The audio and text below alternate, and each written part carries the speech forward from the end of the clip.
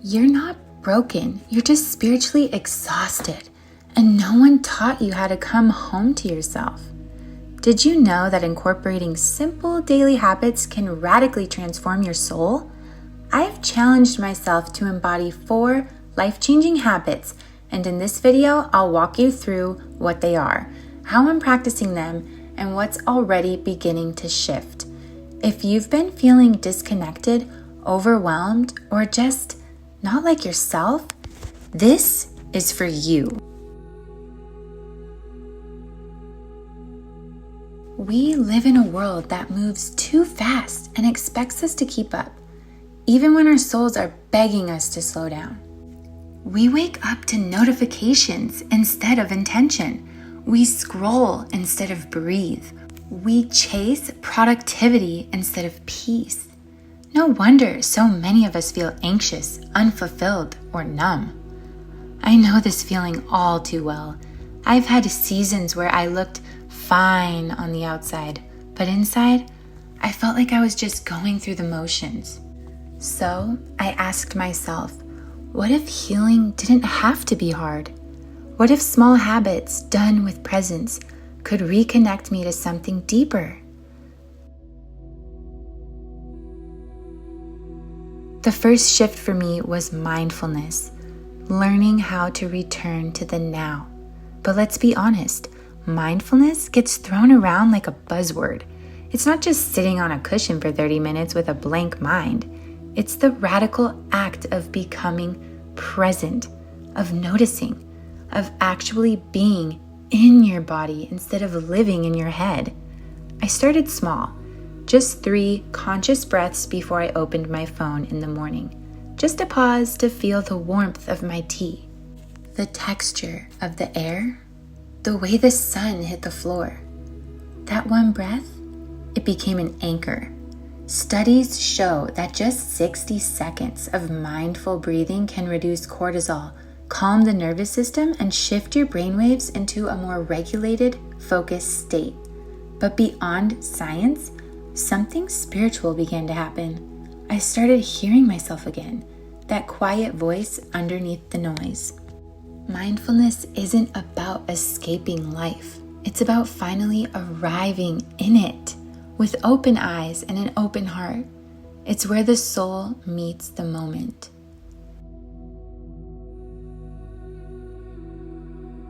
The second habit is gratitude, but not the Pinterest board, forced smiled, just be positive kind of gratitude.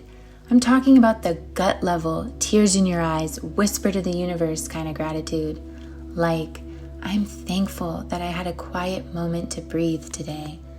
I'm grateful my body carried me through, even when I didn't treat it kindly. I'm thankful for this lesson, even if it came wrapped in pain. I started by writing down just 3 things I was grateful for every night. Simple, honest. But after a few weeks, I noticed something had shifted in me. Now, I start every morning with a 30-minute gratitude meditation. I drop into my breath, place my hands on my heart, and let thankfulness pour out like prayer. On paper, nothing in my life had changed, but inside, everything had. Gratitude pulled me out of the loop of what's missing and into the sacredness of what is. It reminded me that beauty is always here, waiting to be seen, that even on hard days, there's still light. Gratitude isn't about pretending life is perfect. It's about choosing to see the divine within the imperfect. It's the perspective shift that softens the heart and rewires the soul. The third habit is self-compassion. And honestly, this one cracked me wide open. I didn't even realize how cruel I was being to myself until I started listening. The inner dialogue wasn't just critical, it was constant. You're not doing enough. Why can't you just get it together? Everyone else is further ahead. And then it hit me. I would never speak to a child, a friend, even a stranger the way I was speaking to myself. So I made a choice to change the conversation.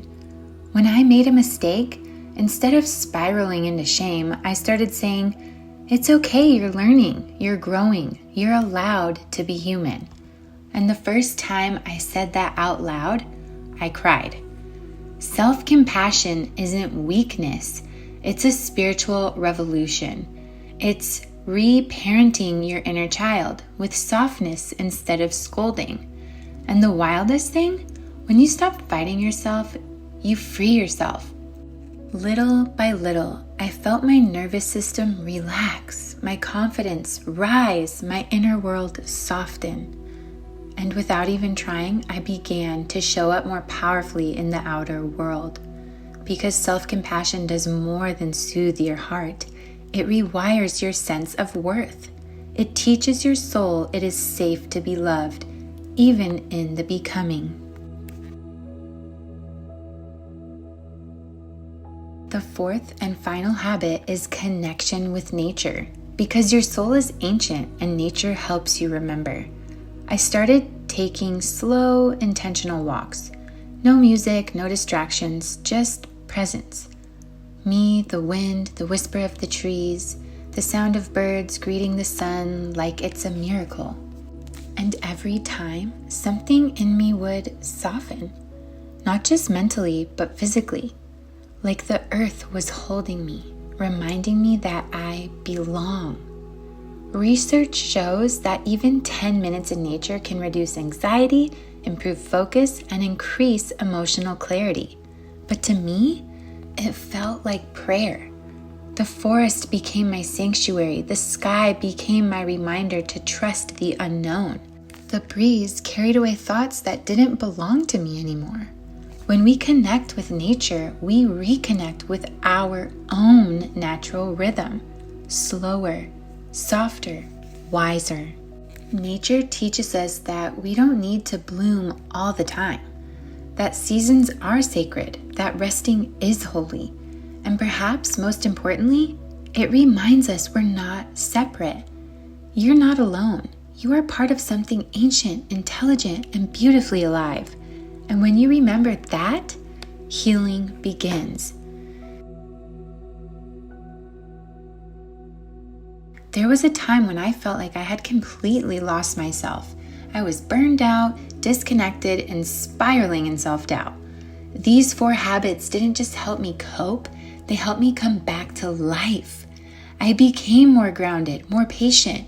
I started hearing my intuition again. I found joy in small things and began to dream again. The truth is, your soul doesn't need a total overhaul. It just needs consistency, care, and connection. So, let's recap the 4 spiritual habits that have changed my life. Mindfulness, to be present with what is. Gratitude, to open your heart to what's already here.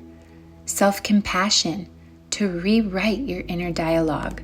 Connection with nature, to root your spirit in something eternal.